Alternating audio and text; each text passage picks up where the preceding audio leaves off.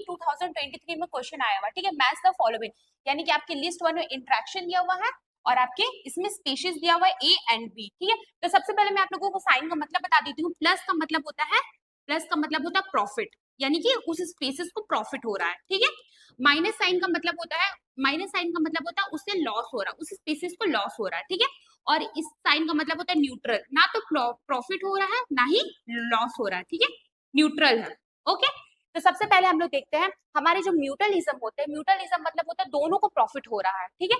तो ये हमारा किस में जाएगा, ए का होगा हमारा 4, यानी कि दोनों स्पीसीज ए और स्पीसीज बी दोनों ही प्रॉफिट में है, तो हमारा ए का हो जाएगा 4। तो ए का हमारा 4 इसमें और इसमें दे रखा और इसमें भी, ठीक है। तो ये हमारा केस से आउट है। चलिए दूसरा कमेंसरिज्म। कमेंसरिज्म में क्या होता है ना, एक को प्रॉफिट हो रहा होता है और एक होता है न्यूट्रल, यानी कि ना उसको प्रॉफिट हो रहा होता है ना ही लॉस हो रहा होता है। तो हमारा कमेंसरिज्म कैसा हो जाएगा, एक को प्रॉफिट हो रहा है और एक न्यूट्रल है, यानी कि उसे कोई फर्क नहीं पड़ा। तो बी का हो जाएगा हमारा 1। तो बी का 1 हमारा इसमें और इसमें, चलिए ये तो केस आउट है, इसमें दे रखा, तो आंसर वैसे आपका यहीं से है, लेकिन आप आगे भी और समझ जाइए। एमेंसलिज्म का मतलब हो रहा है कि एक को लॉस हो रहा है लेकिन दूसरे को ना प्रॉफिट हो रहा है ना लॉस हो रहा है, यानी कि वो न्यूट्रल है।